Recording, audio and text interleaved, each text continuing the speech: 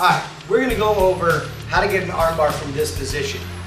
A lot of people call this the armbar position, but we call it the spiderweb position because you can get a lot more than just an armbar from here. But I'm going to teach you how to get the standard armbar from here, which means breaking up his handhold.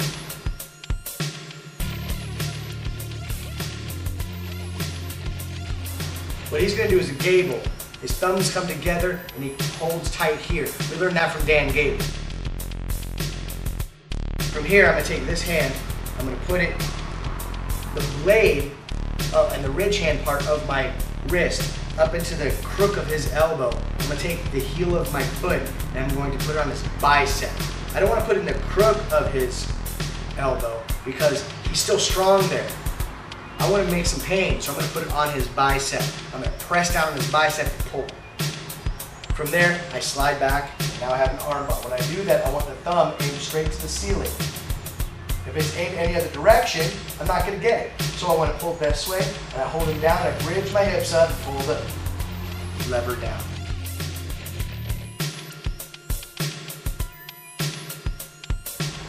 Let's do that one more time. On the bicep, press and pull. From here, I keep it tight. I slide it down. I keep the pressure of this ridge on his forearm, squeezing it real tight. And maybe he taps, maybe he doesn't. And then a lot of times they'll tap from that because I'm stretching the muscle out. It becomes a muscle lock. So I call it tightening the piano wire. Again, boom, boom, tight.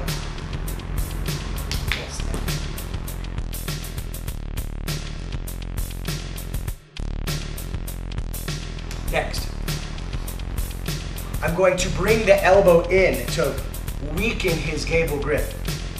From here, I reach across, and I use my feet to pull him in, and I'm going to switch my hands real quick. This one slides in, this one pops off the gable, and then I rotate back. Let me get the arm back one more time. Hook, pull, switch, pop, and off.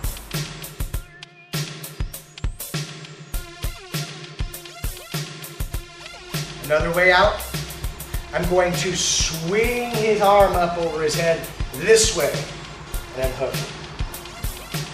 I use my body. I don't use my arms to do it, and there's no way. I'm going to use my body. So I swing my body and roll around to here. Now I've got arm bar.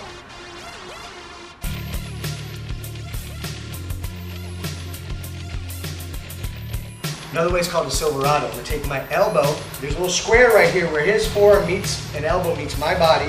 My forearm goes in between him and his forearm and his bicep, and then my bicep runs up here. Take your elbow, stick it in that little square. I bring this arm up, and I gable my hands. Now I'm going to twist bone on bone and loosen it up. What I'm doing is this motion on his arm. It's putting the pressure on the ulna and radial bone, compressing it in. This way.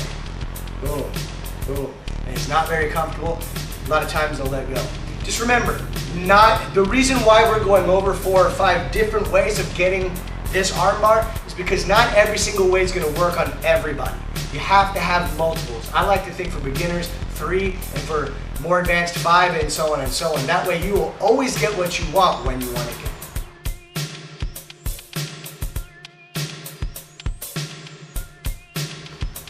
Okay, from here, we've gone over a couple of other things. From here, what we're going to do is we're going to learn how to compress these hands together and break this free from the armbar. So what I do is I take the leg nearest his legs and I'm going to step it over. Sometimes we can put the other one on top, but that's risky, allowing his head to come up. And from what we know from this position, his head comes up, he can stack us up and he can escape. So what we're going to do is we're going to control his head with our leg over his face, take the other leg, we're going to set it on top of here. What I'm going to do is I'm just going to rub these down across, which pulls the arm free. It's causing a lot of compression, a lot of pain onto his hands, and he doesn't like that. So here, press, pull it off, and now I can go back to the arm.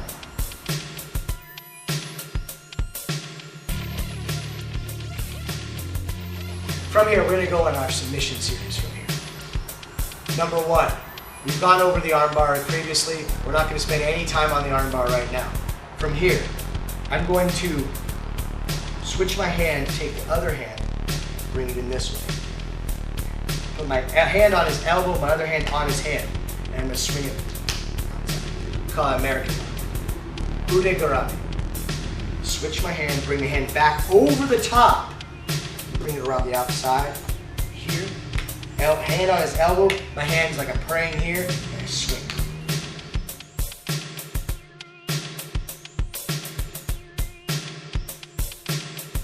Okay. Next one from here. We talked about it a little bit ago about breaking the hands free. I'm going to use the other foot.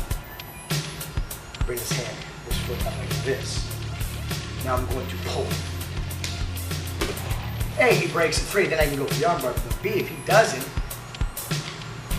I just figure 4 here. Now I have this short arm scissor. Pull. Right, yeah. Another way of getting that scissor, this comes in, I'm going to grab my thigh and pull. Take my other hand, I'm going to grab his wrist and push down. I reposition my hand here like I'm going a figure 4 my arm. Now I'm going to press and pull this way. 1, 2, and 3. Okay?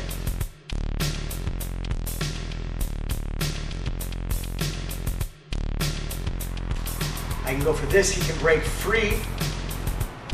Slide it up here, figure 4, press it. And that one works sometimes when the guy lets go here and he straightens the arm out a little bit. Now I can get it to here. And I bring it, his elbow has to go against my body. I press the hand in, and I immediately hit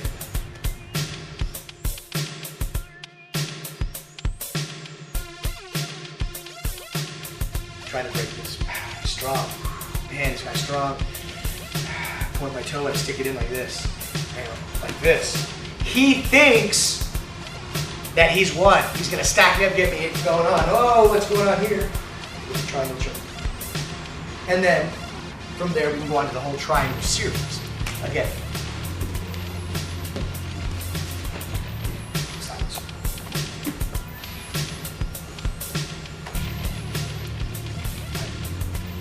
Push. I push and pull again. I act like I'm weak and I'm too tired. Oh, and then I point my toe and stick it in like this. Comes up. There's a triangle. And that's our basic series from 7.